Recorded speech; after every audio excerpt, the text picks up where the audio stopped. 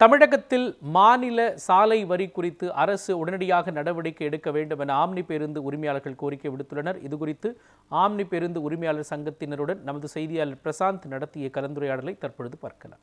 தமிழகத்திலிருந்து அருகில் இருக்கக்கூடிய கேரளா, கர்நாடகா, ஆந்திரா உள்ளிட்ட மாநிலங்களுக்கு பேருந்துகளை இயக்கும் பொழுது மாநில சாலை வரி அதிகமாக வரி விதிப்பதன் காரணமாக தமிழகத்திலிருந்து பேருந்துகள் சென்றால் அதை அங்குள்ள அதிகாரிகள் சிறைப்பிடிப்பதாக ஒரு குற்றம் சாட்டி கடந்த 5 நாட்களே ஆம்னி பேருந்துகள் இயக்கப்படாத ஒரு சூழல் என்பது இருக்கிறது. இது குறித்து பேசுவதற்காக கோவையில் ஆம்னி பேருந்து உரிமையாளர் சங்கத்தினர் இருக்கிறாங்க. அவங்கள்ட்ட கேட்கலாம். சார் வணக்கம்.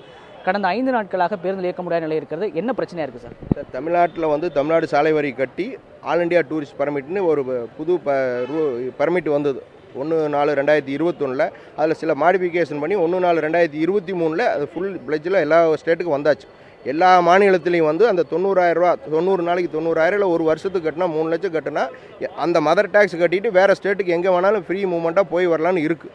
அந்த மாதிரி கட்டி ஓட்டிகிட்டு இருந்தாங்க. தமிழ்நாட்டில் ஒரு 1 இயர் பிஃபோர் 1.5 வருஷத்துக்கு முன்னாடி இது சில பிரச்சனையினால் இல்லை அதர் ஸ்டேட்லேருந்து வர வண்டி எங்களுக்கு டேக்ஸ் சாலை வரி கட்டணும்னு சொல்லி வாங்கியாச்சு. அதை அப்படியே அட்ஜஸ்ட் பண்ணி அப்படியே கட்டி ஓட்டிகிட்டு இருந்தோம். இப்போ என்னாச்சு, இதை வச்சு இப்போ கேரளாவில் இருக்கிற அசோசியேஷனுக்காரர் அங்கே போய் சொல்லியிருக்காங்க கேரளா வண்டிக்கு பூரா தமிழ்நாடு டேக்ஸ் கலெக்ட் பண்ணுறாங்க. அதேமாதிரி கர்நாடகா அசோசியேஷன்லையும் சொல்லியிருக்காங்க தமிழ்நாட்டில் கலெக்ட் பண்ணுறாங்க, நம்ம ஸ்டேட்டில் என்ன பண்ணுறாங்க. அவங்க கூப்பிட்டு சொல்லிட்டாங்க தமிழ்நாடு வண்டி வந்தால் கேரளாவில் நீங்கள் கலெக்ட் பண்ணிட்டாங்க. அது கேரளாக்காரர். கர்நாடகா போனால் அவங்க கலெக்ட் பண்ண சொல்லிட்டாங்க. இப்போ இந்த ஒரு 15-20 நாள் அந்த மாதிரி ப்ராப்ளம் ஆகிப்போச்சு. கேரளா போன வண்டி ஒரு 40-50 வண்டியை சீஸ் பண்ணி நிப்பாட்டிட்டாங்க. அப்புறம் ஒரு 20-30 வண்டிக்கு எல்லாம் டேக்ஸ் கட்டி ஃபைன் கட்டி எல்லாம் ஒரு 70-80 லட்ச ரூபா கட்டி எடுத்தாச்சு. கர்நாடகாவில் ஒரு 30-40 வண்டி பிடிச்சாங்க. ஒரு 10-20 வண்டி அப்பப்போ டேக்ஸு, ஃபைனு, காம்பவுண்டிங் அதெல்லாம் கட்டியாச்சு. இன்னும் சில வண்டி பணம் இல்லாதனால கட்ட முடியாத அங்கேயே நிற்குது. 5 நாட்களாக எவ்வளோ பேருந்து மற்ற மாநிலங்களுக்கு இயக்க முடியாத சூழல் இருக்குது? எவ்வளோ தொழிலாளர்கள் பாதிக்கப்பட்டிருக்கிறாங்க? மட்டும் பார்த்தீங்கன்னா ஒரு 700 பேருந்து தமிழ்நாட்டிலேருந்து அதர் மாநிலத்துக்கு போகுது. அங்கே அதர் மாநிலத்திலேருந்து இங்கே வர ஒரு 700-800 பேருந்து, அப்ராக்சிமேட்டாக ஒரு 1500 பேருந்துகள் 2 பக்கம் 3 பக்கம், அதாவது கர்நாடகா, கேரளா, தமிழ்நாடு, ஆந்திரா, தெலுங்கானாவிலையும் அவங்க சொல்லிட்டாங்க தமிழ்நாட்டுக்கு வந்து எங்களையும் டேக்ஸ் கேட்குறாங்கன்னு அவங்க வாலண்டரியாக எங்களோட சப்போர்ட் பண்ணி அவங்களும் இயக்காமல் நிறுத்தி வச்சுருக்காங்க.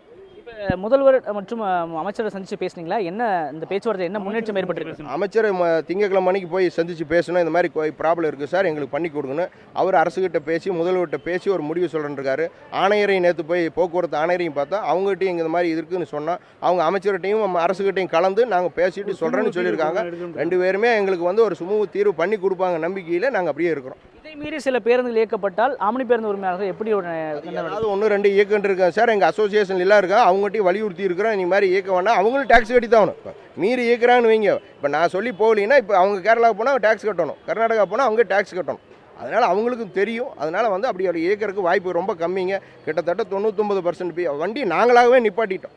அதான் பார்த்தீங்களா, ஏற்கனவே பிடிச்ச வண்டியை நாங்கள் டேக்ஸ் கட்டாமல் எடுத்துகிட்டு வர முடியல. இன்னொரு வண்டியும் போய் அவங்க டீடைன் பண்ணிட்டாங்கன்னு சீஸ் பண்ணிட்டாங்கன்னா அதுக்கு கட்டுறதுக்கு எங்ககிட்ட பணம் கிடையாது. எவ்வளோ விரைவாக இந்த பிரச்சனைக்கு தீர்வு காண வேண்டும்? அப்படி தீர்வு காணவில்லை, உங்களோட அடுத்த கட்ட ஏற்பாடு என்னவா இருக்கும்? ரிவீல் பண்ணி கொடுத்தா தான் எங்களோட வாழ்வாதாரம் நல்லா இருக்கும் சார். இப்போ இன்னும் கொஞ்ச நாள் பார்த்தீங்கன்னா நம்ம கேரளாவுக்கு போகிறக்கு ஐயப்ப சீசன் ஸ்டார்ட் ஆக போகுது. ஐயப்ப பக்தர்கள் நிறையா போய் வண்டி கேட்குறாங்க, புக் பண்ணுறேன்னு. எங்களுக்கு என்ன ரேட்டுக்கு புக் பண்ணுறேன்னு தெரியல, போனால் வண்டி பிடிச்சி நிப்பாட்டிடுவாங்க. அதனால் அதெல்லாம் இருக்குது. அரசு விரைவில் எவ்வளவு இன்றைக்கே பண்ணி கொடுத்தாலும் எங்களுக்கு சந்தோஷம்.